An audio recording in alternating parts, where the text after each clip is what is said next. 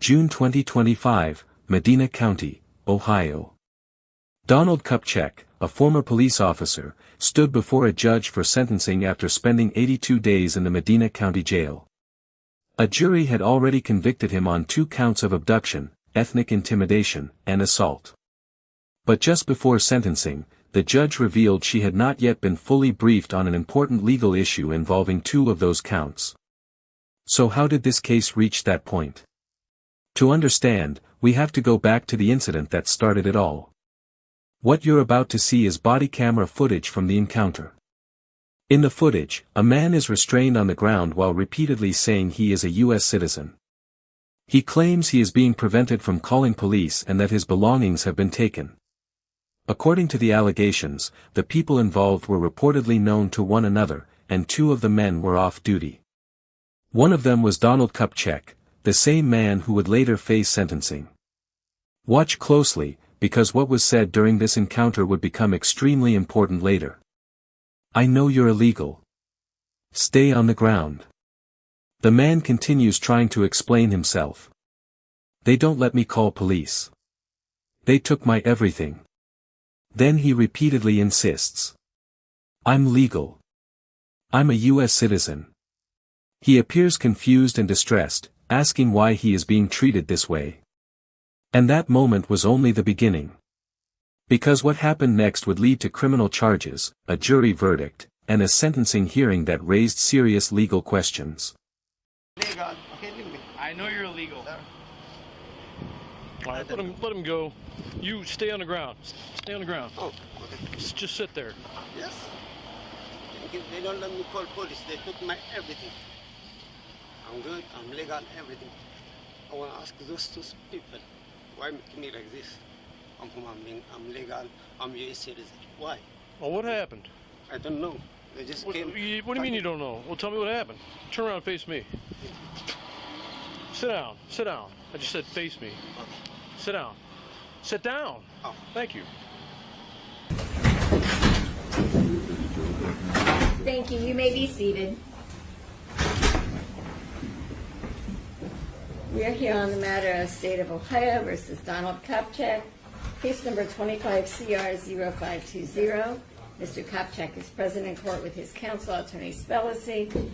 We're here today to impose sentence pursuant to a jury verdict which was adopted by the court of guilty of 2 counts of abduction, each felonies of the 3rd degree, 1 count of ethnic intimidation, a felony of the 5th degree, and 1 count of assault, a misdemeanor of the 1st degree.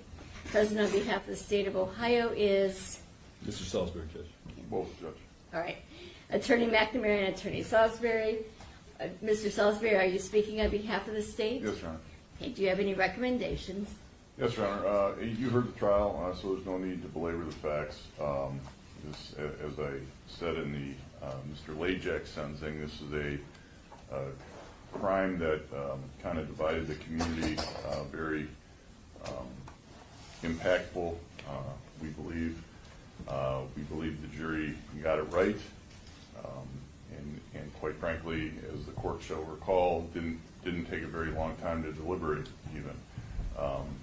The impact on the victim was great, and although that impact was so great, he still to this day is saying he doesn't want anything bad, see anything bad happen to these 2 guys, which is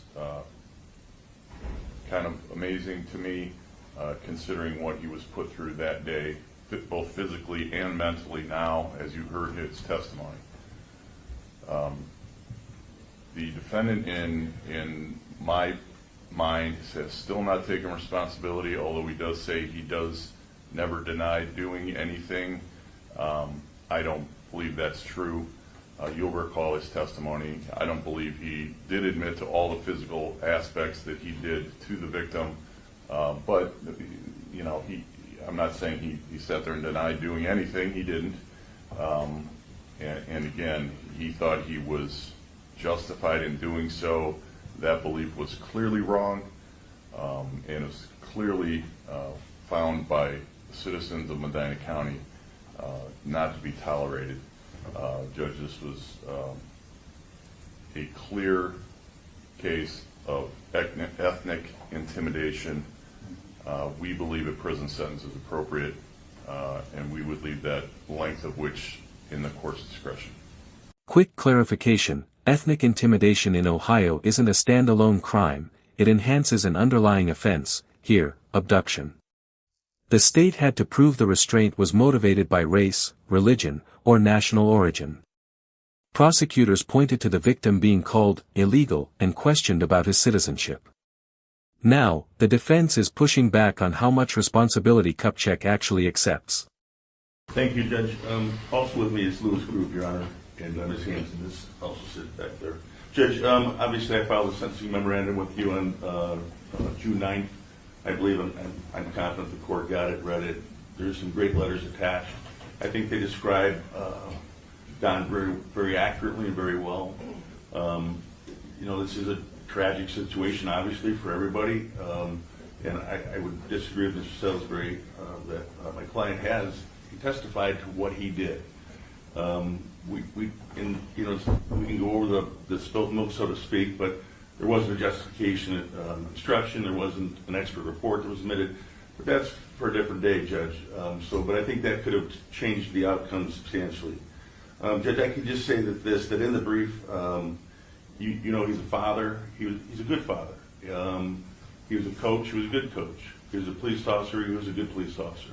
And I think a lot of these people behind me would support those contentions, Judge.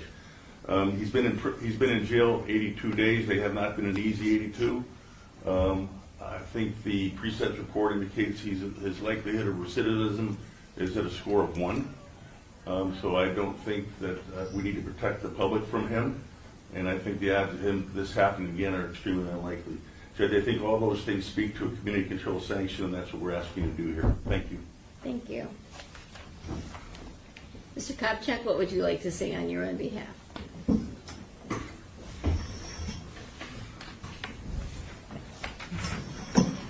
Yeah, I just want to go off exactly what my lawyer just said, that I never denied anything. I took the stand and I was honest, and that's what I was told to be. I was told to be honest by my lawyers and my union, and that's what I did. I sat there and I was honest, and never in my life did I ever think that I would be here sitting in front of a judge like this, and that's not the type of person I am, and those letters and everything that are put in front show that what I've done in my life and what I've would continue to do when I'm out.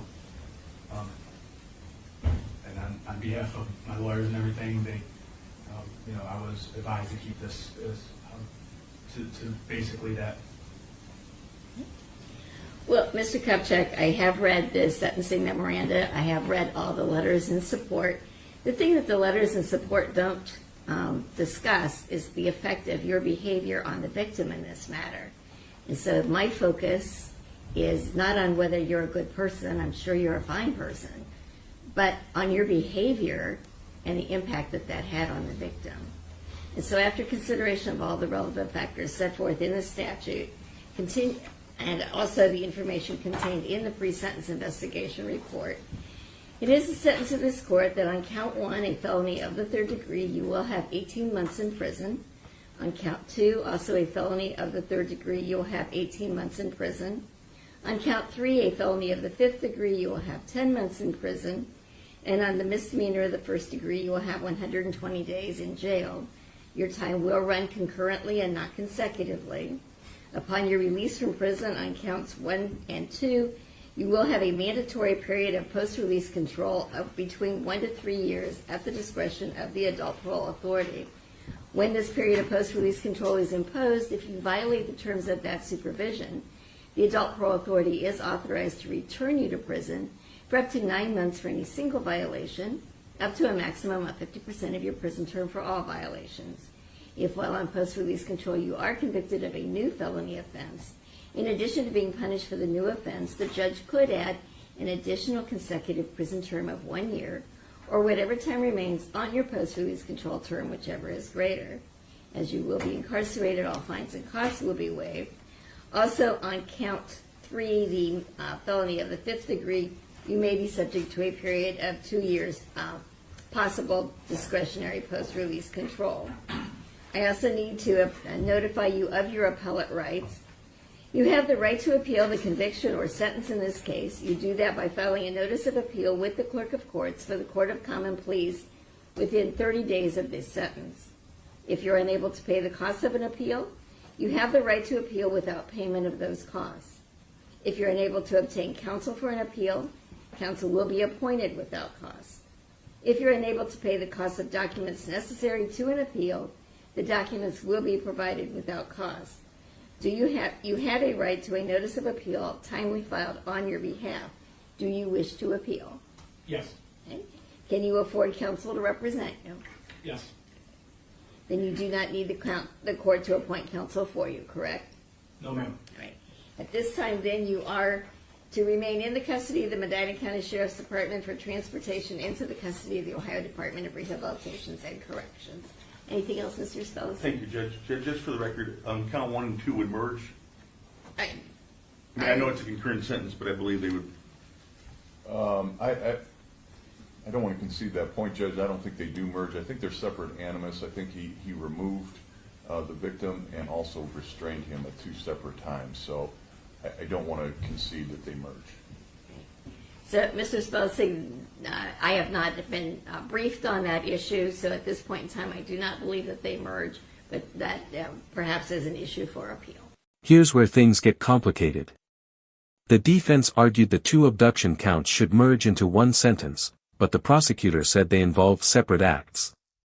The judge admitted she hadn't been fully briefed on the issue, yet sentenced Kupchak on both counts anyway, leaving the question for a possible appeal. And Judge, can Mr. Grube address you as to appellate bond? Certainly. Thank you. Good morning, Your Honor. Louis Grube. Always great to come down to Medina County. I'm going to make an oral motion for a stay of the sentence on behalf of Mr. Kupchak. There are a couple matters with respect to that. For a stay motion, there are basically 2 considerations. The first is the same kind of bond considerations the court would normally consider when releasing somebody pending a trial. I'm going to defer to the court on those. There's already been a personal recognizance bond. If this is granted, that would be appropriate. I have no reason to believe that there's anything that's changed, simply because Mr. Kupchak has been convicted. He's the same person before you. Same family, same considerations. He's not a flight risk. As to whether or not a stay should be granted, the general standard applied by the Court of Appeals across the state of Ohio is whether there's a reasonable argument for appeal. The court referenced numerous times in the transcript, which I've now read in the last couple of days, that there could be an appeal, likely would be an appeal. There were a couple issues. I'm happy to address the specific issues pending appeal if the court would like to get into that, but I think that given all that has happened, it's probably safe to say the court understands the issues from the trial, and we would just say that there are reasonable grounds for appeal. Coming out of today, if the court could issue a ruling on this in writing in the sentencing entry, that could avoid a written motion, but I'm also happy to brief it in writing for the court. It's up to the court. Please let me know what the court would prefer from me going forward from here, but that's the motion, and thank you for your time this morning for that. Thank you. Your oral motion is denied. Your client has filed motions with this court in which he has indicated that he would prefer to be in prison rather than remain in the Medina County Jail. And so I am going to grant him his wish and let him go to prison at this time. May I be heard on that, Your Honor? No. Okay, thank you. Thank you. Anything else on behalf of the defendant? No, thanks. Anything else on behalf of the state of Ohio? No, Your Honor. Okay, thank you. We are in recess.